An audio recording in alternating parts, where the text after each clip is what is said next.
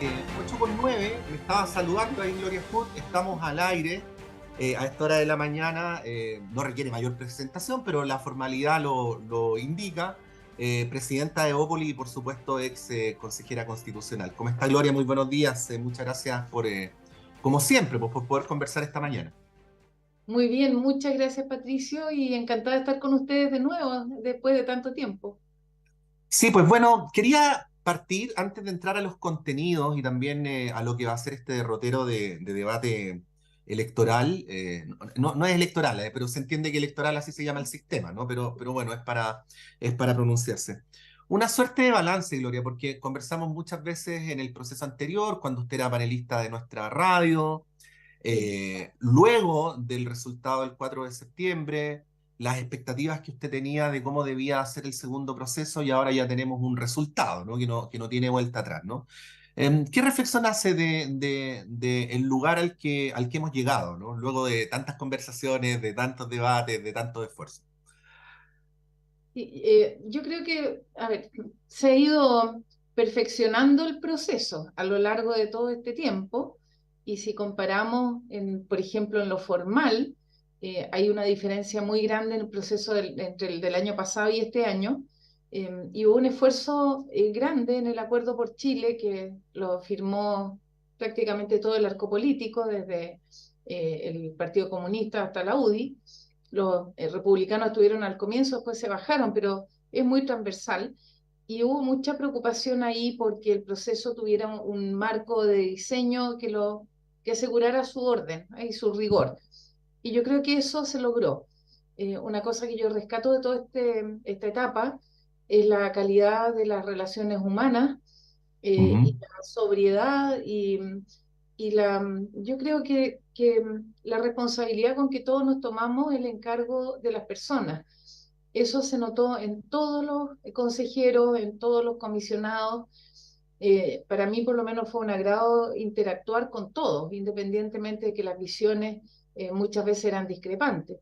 ujú. Pero creo que eso fue un aporte importante y el hecho de haber establecido 12 bases, haber tenido un comité que las resguardara, que entre paréntesis nunca tuvo que trabajar porque nunca se transgredieron las bases, Ujú.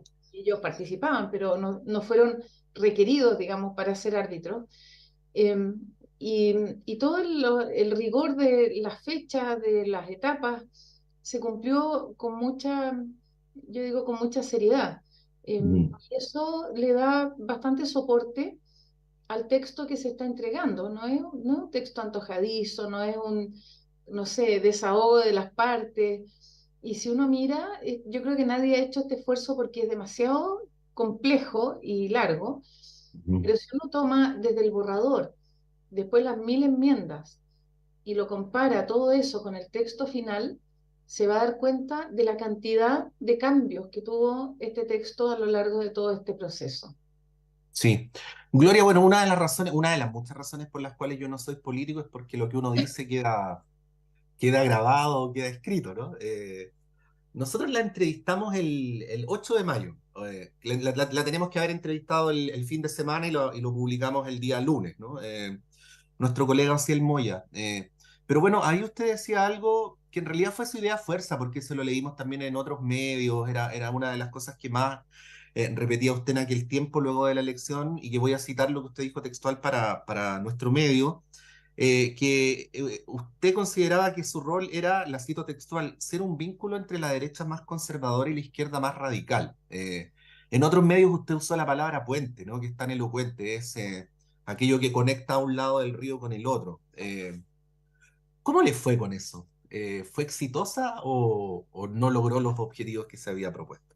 No, hice todo el esfuerzo, pero logré menos de lo que yo quería.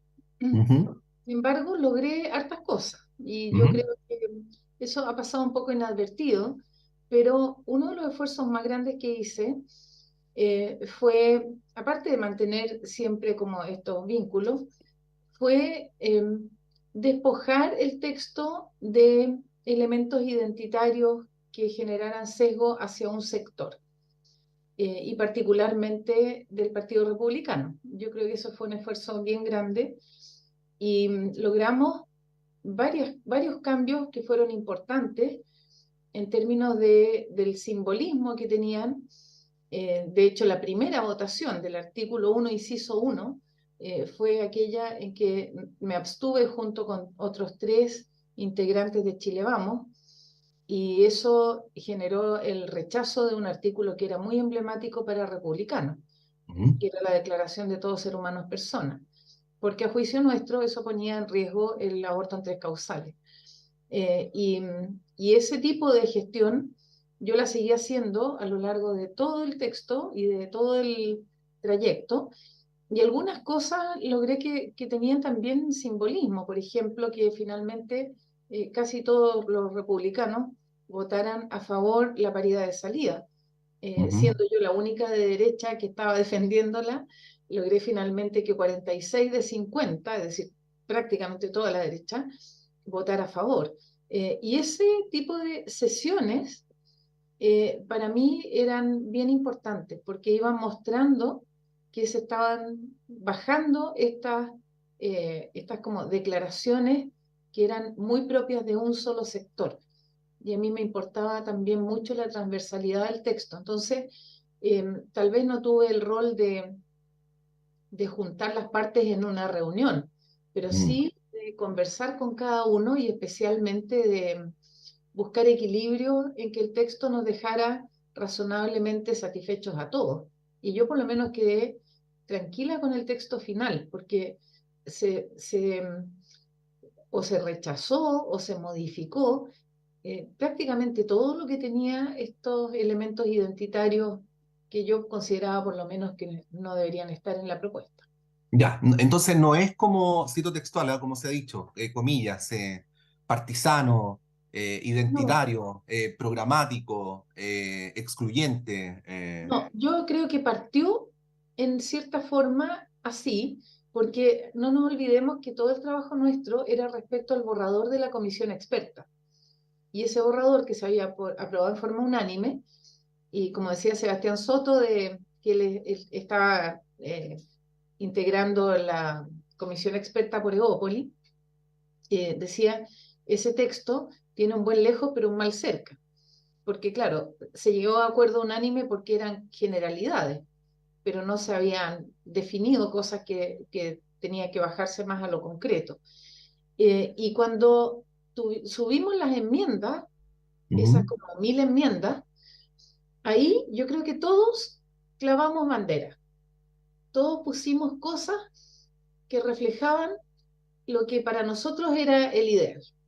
Y Republicano puso su bandera, la izquierda puso su bandera, cada uno, y esas 1000 enmiendas, si uno las lee, se ve claramente que están los modelos de país que cada uno defiende en su partido, digamos, en su ámbito. Sí, Pero, a veces, perdón, bueno, sí, eso Gloria. es lo que se fue, como digo, o mitigando o rechazando, y voy a dar algunos ejemplos después porque hay algunos casos bien ilustrativos de eso. Sí, bueno, se usa mucho en el debate político un término que proviene de lo jurídico, ¿no? Esto de la confesión de parte, relevo de prueba. Sí. Bueno, fue el ex consejero Luis Silva quien dijo que esta era una constitución que era mucho más cómoda para la derecha y la centroderecha. Lo cito textual. Eh, Sí, yo no lo comparto en absoluto.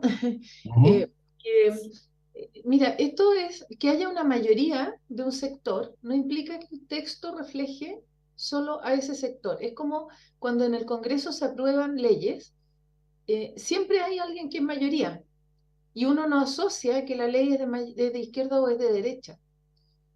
Hay mayorías y se toma el acuerdo y se aprueban y el texto sirve para todos.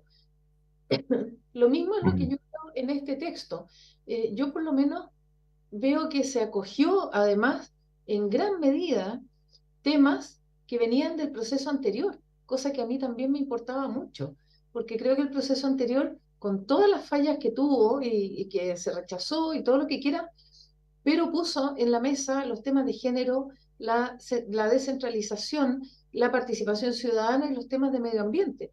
Y todo eso se recogió. Se recogió también la definición que estaba en las bases del Estado social de derecho. Yo creo que son logros importantes de un sector que no es precisamente de derecha. Sí, Así que, Gloria, déjeme mencionar, sí, sí, bueno, estamos conversando con Gloria justo a esta hora de la mañana. Déjeme mencionar algunas cosas que a lo mejor han sido dichas de una manera fuerte, pero que ayudan a la elocuencia de lo que quiero plantear. Hay quienes han planteado que con esta propuesta de constitución las ideas de centro izquierda quedan en la ilegalidad. Ya, puede sonar como grandilocuente lo que voy a decir, pero voy a citar para poder al menos darle fundamento a lo que estoy diciendo.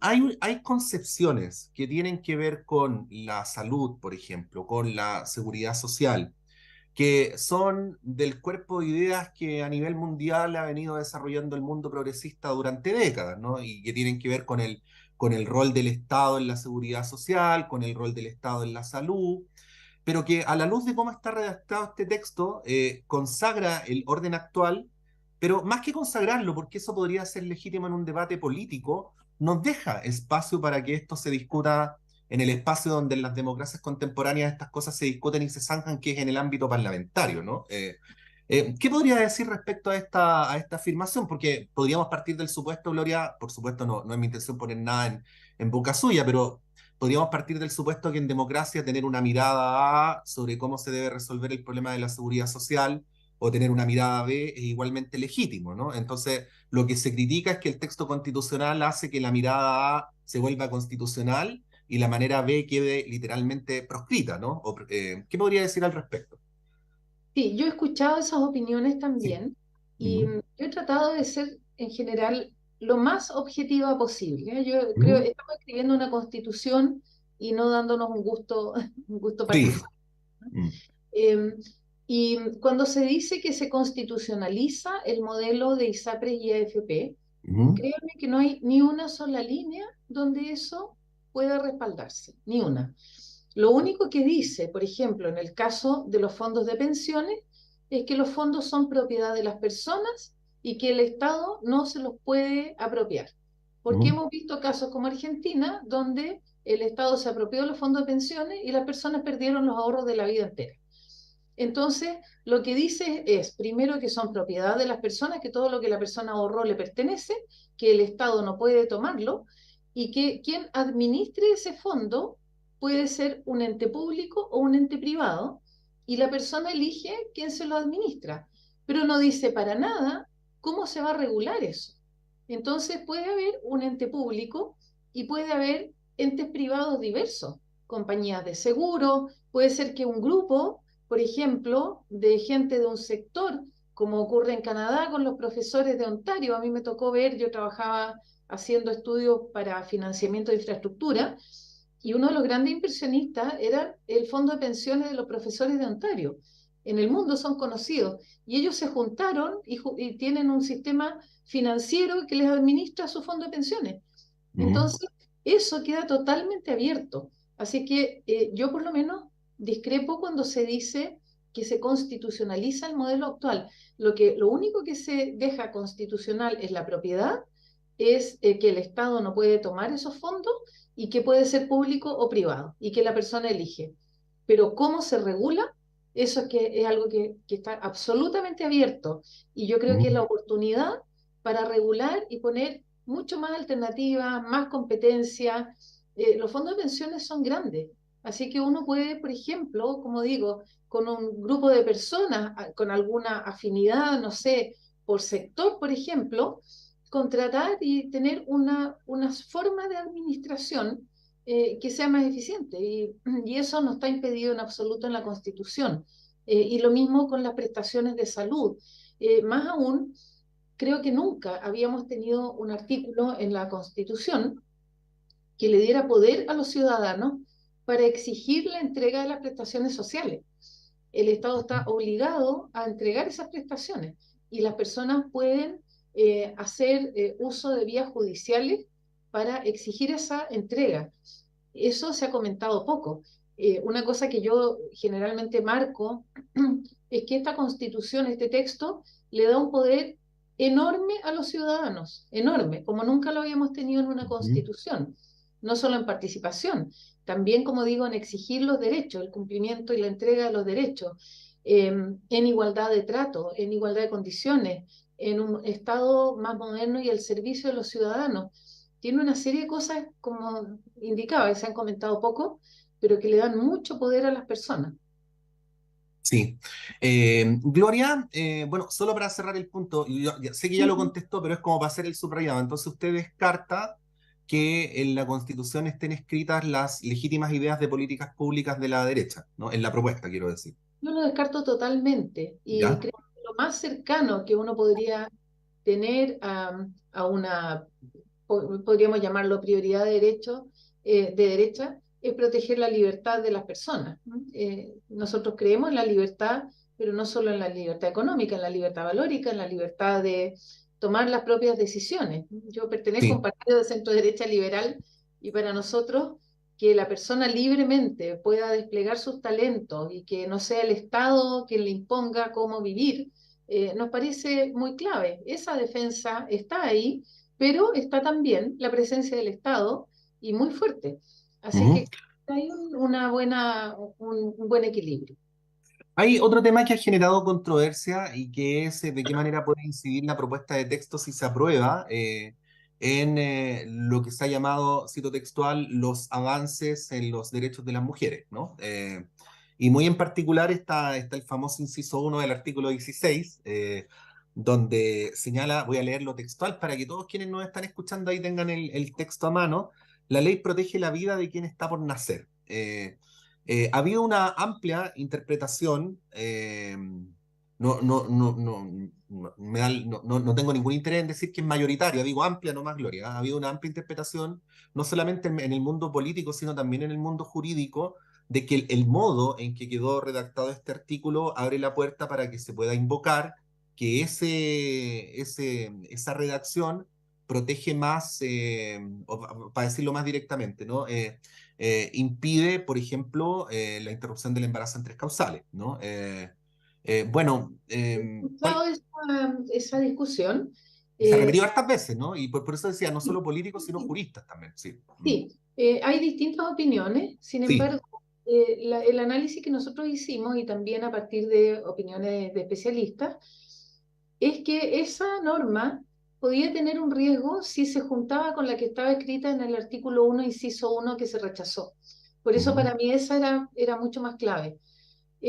Porque esta norma, a ver, partamos de la ley de despenalización de la interrupción del embarazo. ujú, Parte esa ley reconociendo que hay un ser humano no nacido. ujú, Entonces, está fuera de discusión que estamos hablando de un embrión humano. ¿No?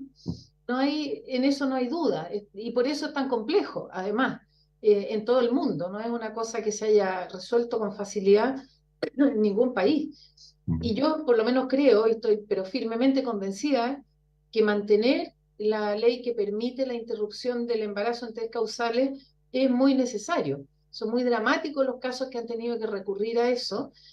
Y dado que lo que parte reconociendo es que hay una vida humana en gestación, con distintas dificultades, pero parte reconociendo eso, da lo mismo si uno dice quién o el qué está por nacer, porque se refiere exactamente a lo mismo y tiene los mismos derechos que, ¿por qué es tan complejo? Porque hay una colisión de derechos con los derechos de la madre y el derecho de este ser por nacer.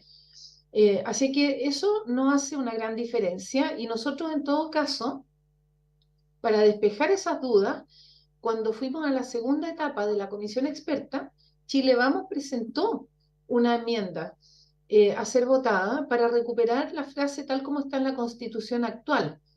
Presentamos tres cosas que recogimos de la izquierda. Eso, el derecho a huelga más allá de la negociación colectiva y el componente solidario en las prestaciones sociales.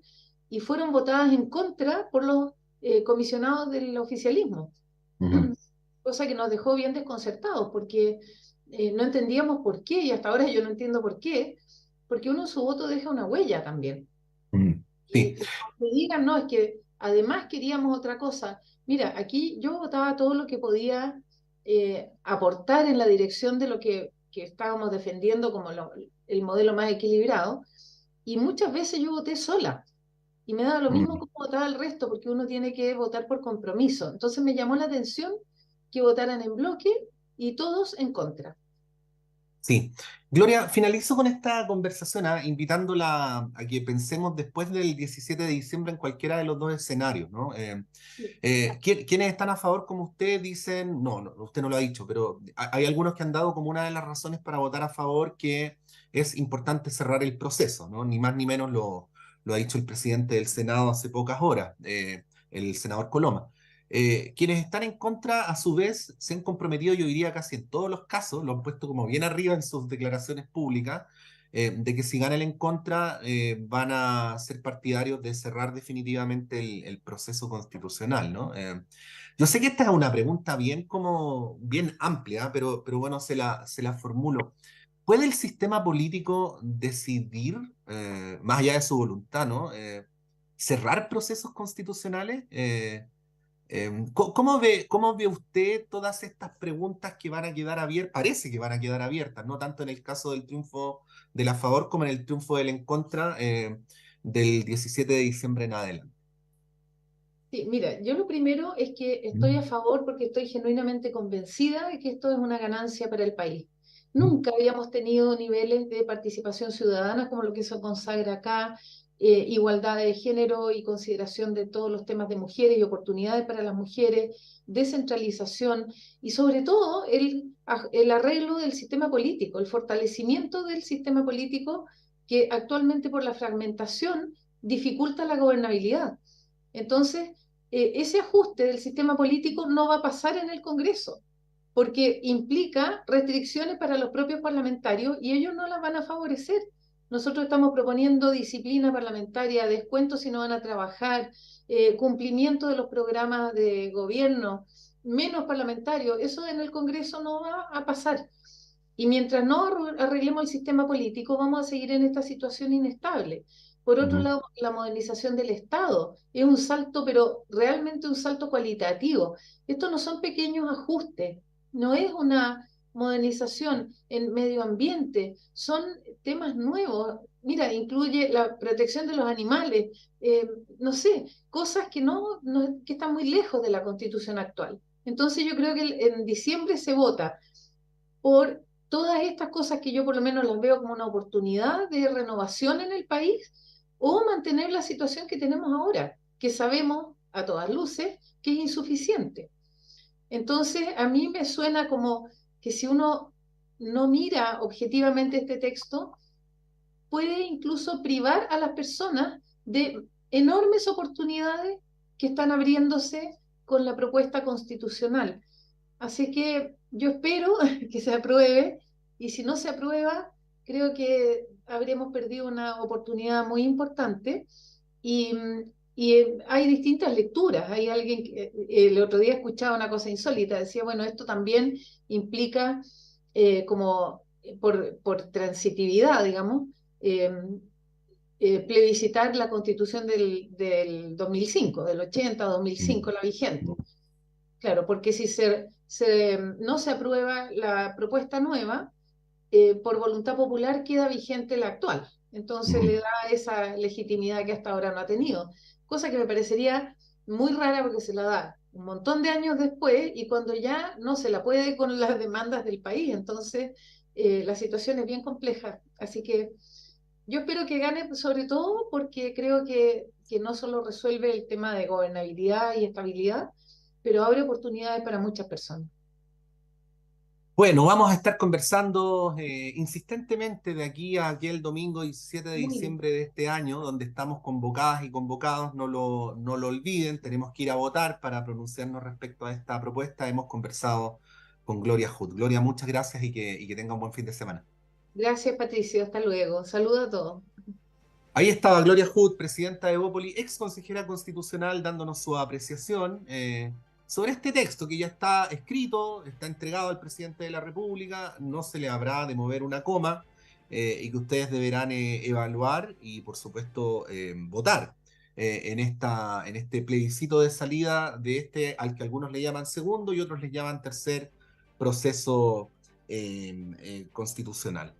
Vamos a ir un breve alto y a la vuelta vamos a tener una